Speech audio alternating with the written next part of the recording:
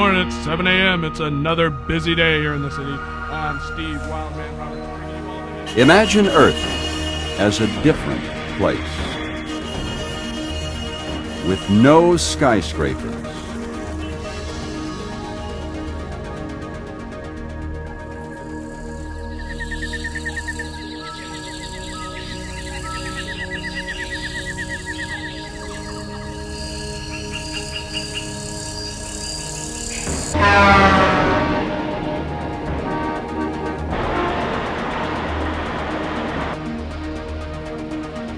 imagine Earth with no freeways.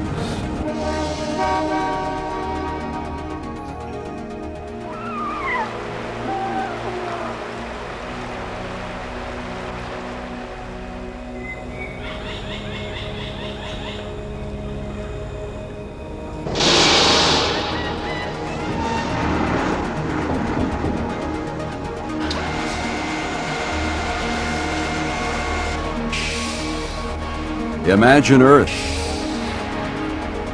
no pollution.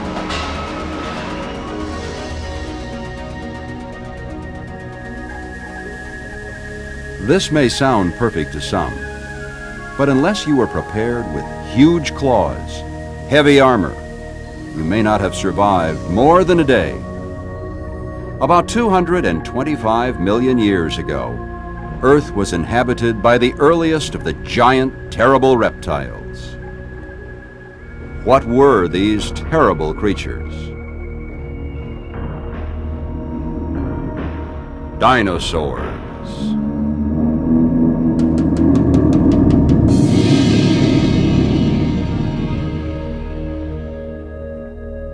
Dinosaurs were evolving from earlier reptiles, long before the powerful Tyrannosaurus rex ever set foot on Earth. To help us unlock the mysteries of life found on Earth, scientists have divided time into different segments. Beginning in the Paleozoic era, amphibians evolved into reptiles. During the Devonian period, fish developed legs and lungs, allowing them to venture onto land. The Mesozoic era saw the dawn of the creatures that we now refer to as dinosaurs. This era can further be divided into three sections: the Triassic period, the Jurassic period, and the Cretaceous period. Following our timeline into the beginning of the Mesozoic era, we find the Triassic period, the start of the age of the dinosaurs. Both dinosaurs and mammals evolved during this time. Next up in the Mesozoic era, and millions of years before the earliest man appeared, was the Jurassic period, where the likes of the massive Apatosaurus and the plated lizard Stegosaurus roamed the land. This period also saw the evolution of early types of birds, lots of new dinosaurs.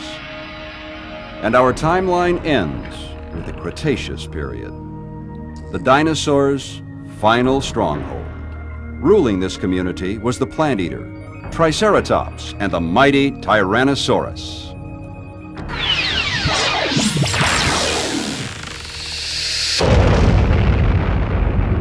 Mythbusters. Sauropod dinosaurs, like Apatosaurus, lived in swamps and lakes.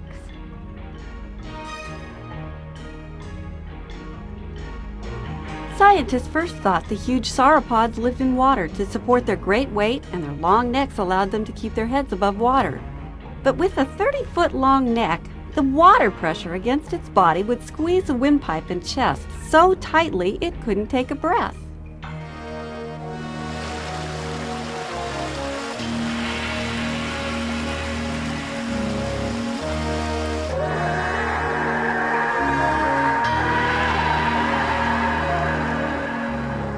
It was during the late Jurassic period that one of the largest dinosaurs thundered through the forest. Apatosaurus, formerly known as Brontosaurus, walked on all fours and grew to about 75 feet long, from its nose to the tip of its long whip-like tail. Weighing in at some 30 tons, it was once questioned whether the proportionally small legs could hold the weight of its magnitude. By analyzing the bones, scientists have concluded the strength of their legs did indeed allow them to roam on land, not just water as previously suspected. The neck of Apatosaurus was 30 feet long, enabling it to eat pine and fir needles off of the very tops of trees. Use a giraffe's neck for comparison to imagine the reach of Apatosaurus. Apatosaurus had a small horse-like head that contained a brain about the size of a human fist.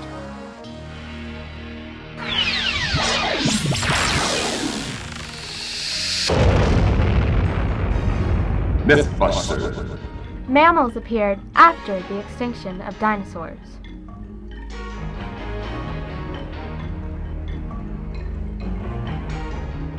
Here's what really happened. Dinosaurs appeared 235 million years ago and evolved slowly. In fact, by the time mammals appeared 20 million years later, dinosaurs still hadn't evolved into the large creatures we're so familiar with. But eventually, dinosaurs did overshadow the mammals. They were bigger, quicker, more agile.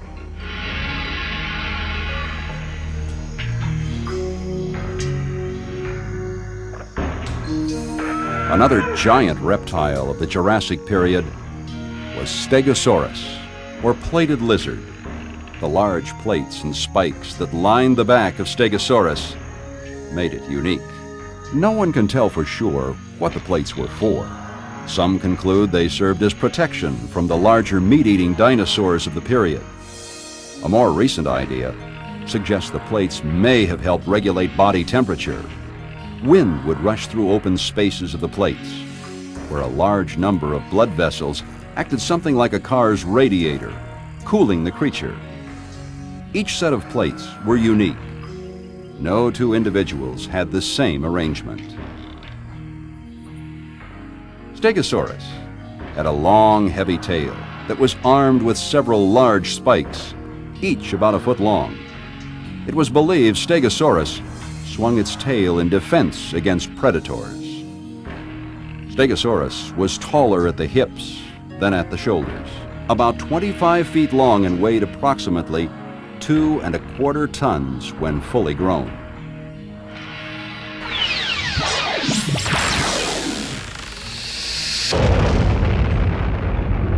Mythbusters. Humans lived among the dinosaurs.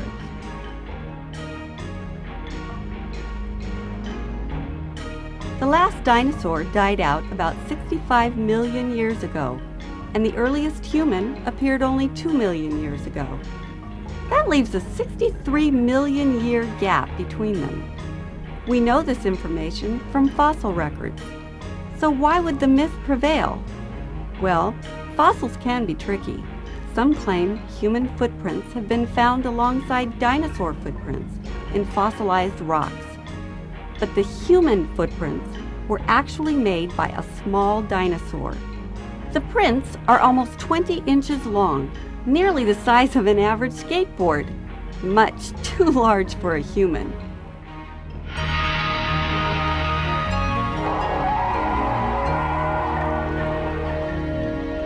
In the Jurassic period lived meat-eating dinosaurs, the natural enemies of the vegetarians.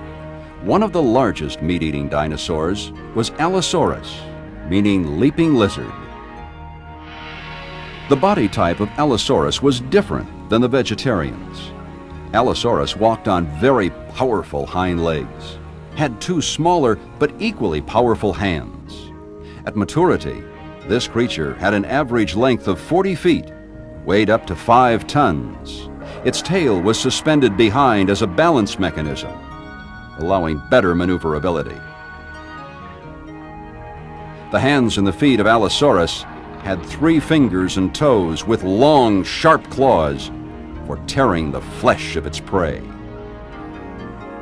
The powerful jaws of Allosaurus were hinged like a snake. The mouth can open wide, swallowing huge chunks of meat.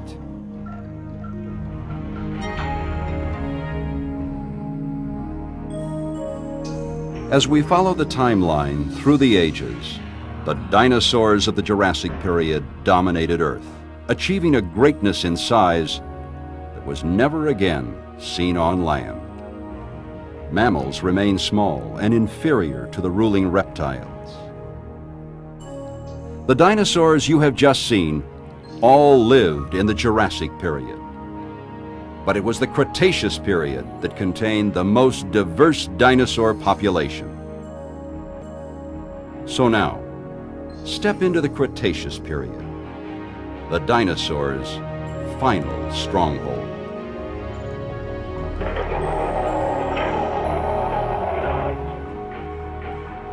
Dating back to the early Cretaceous period, Deinonychus brought a new terror to the land. Meaning terrible claw, it was aptly named for the menacing claws on its powerful hands and feet. Each hand had 3 fingers, armed with long, sharp claws. On the second toe of each foot were powerful 5-inch claws, most likely used to rip their prey apart. Deinonychus was built for speed and agility. From head to tail, it was about 9 feet long and 5 feet tall. Weighing in at only 175 pounds, Deinonychus was able to hunt larger and slower prey. Deinonychus traveled and hunted in packs, easily stalking large prey. Like Allosaurus, Deinonychus used their tails to balance and keep upright.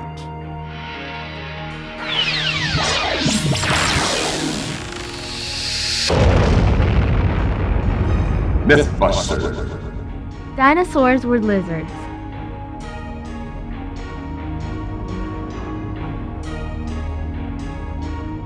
Dinosaurs and lizards are both reptiles, but they are about as closely related as you are to a kangaroo. Although they may look similar, dinosaurs and lizards have very different body structures.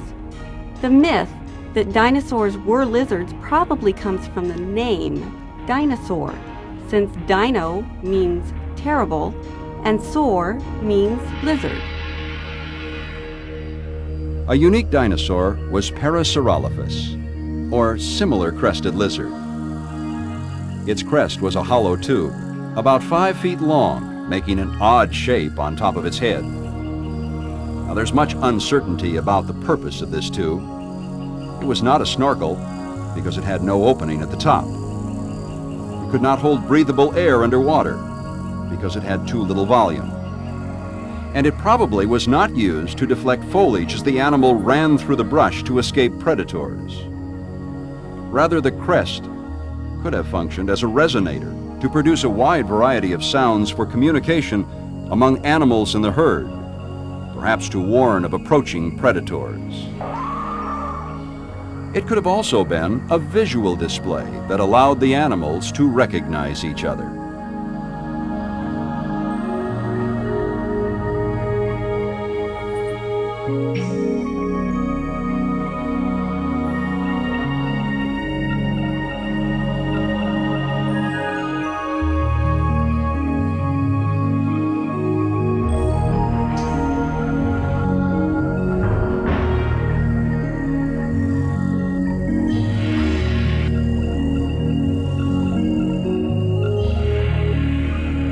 Another dinosaur with a unique head structure was Triceratops, meaning 3-horned face. It was among the largest dinosaurs of the Cretaceous period, measuring 30 feet long, 10 feet tall, and tipping the scales at 5 tons of weight. Triceratops was well protected by 3 large horns on top of its head and thick, heavy skin. The 2 horns above its eyes were as large as 40 inches curving forward. The 3rd horn was short and thick, like the Indian rhinoceros of modern times. Triceratops walked on all 4s and browsed for plant life.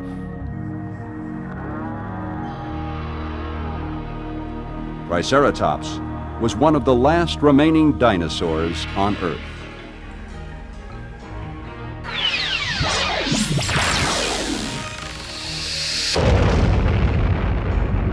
Mythbuster. Tyrannosaurus preyed only on Triceratops.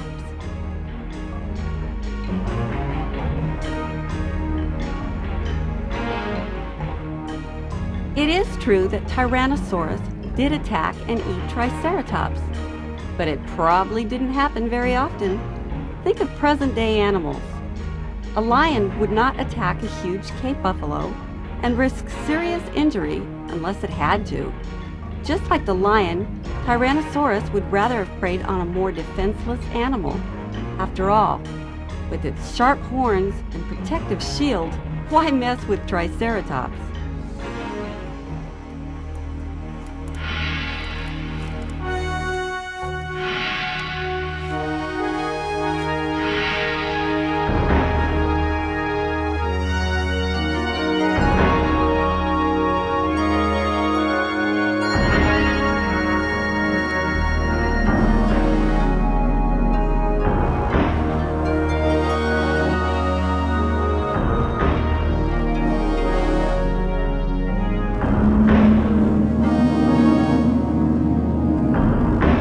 Probably the most recognized dinosaur of all is the tyrant lizard, Tyrannosaurus, with its giant size, powerful teeth, and sharp claws. If lions are truly kings of the jungle, then Tyrannosaurus rex were kings of the Cretaceous period. A towering 20 feet tall and 50 feet long, Tyrannosaurus ruled with an iron fist, or should we say, powerful jaws and legs. Tyrannosaurus had a jaw more than 3 feet long. Its entire head was about 4 feet long. 3/4 of its entire head were jaws. Inside its powerful mouth were 60 dagger-like teeth that ranged from 3 to 6 inches long. A human adult has only 32 teeth, and they're much more modest in size.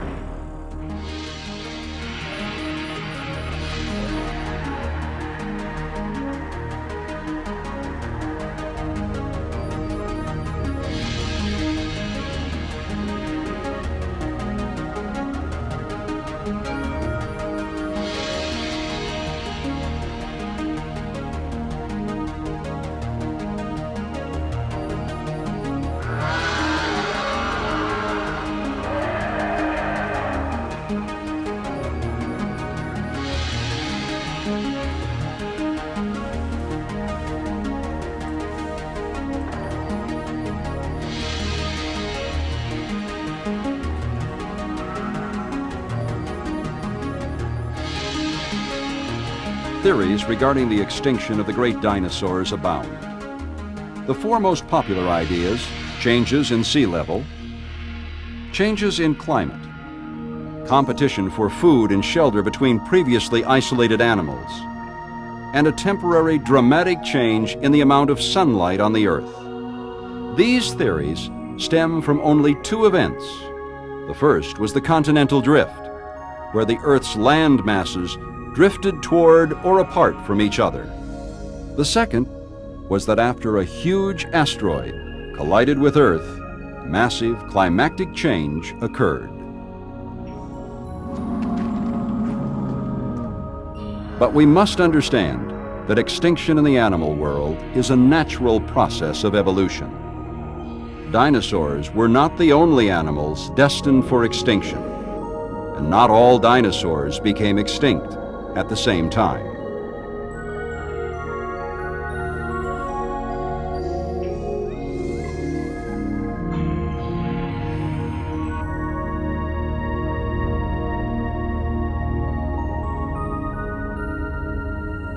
Well, imagine no more, because Earth is a very different place from the time dinosaurs roamed about.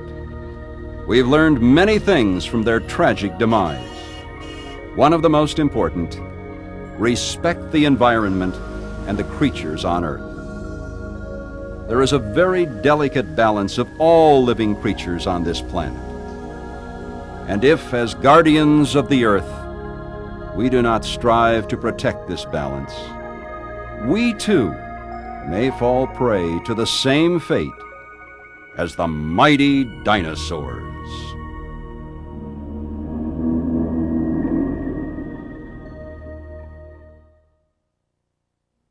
And now here are some exciting behind-the-scenes footage of how these fascinating creatures are brought to life.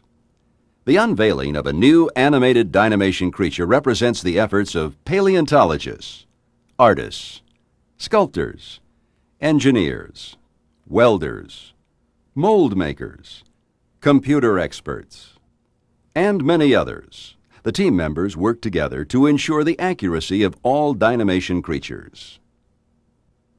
When a new Dinamation replica is created, many questions must be answered.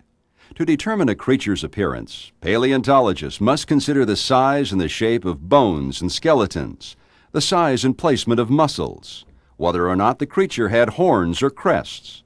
Other issues paleontologists must consider include how a creature moved, what sounds might have been made, and what colors might have been displayed. To answer these questions, paleontologists rely primarily on fossil records. Once the Dinamation team agrees on probable answers, then the artists begin their work. First, detailed drawings are made, and from these, a small clay model called a maquette is produced. By measuring this maquette, engineers can design a movable robotic skeleton that will fit inside the dinosaur replica and bring the creature to life. While engineers are busy with their task, sculptors make a clay model of the creature that is the same size as the finished replica. This process can take several months.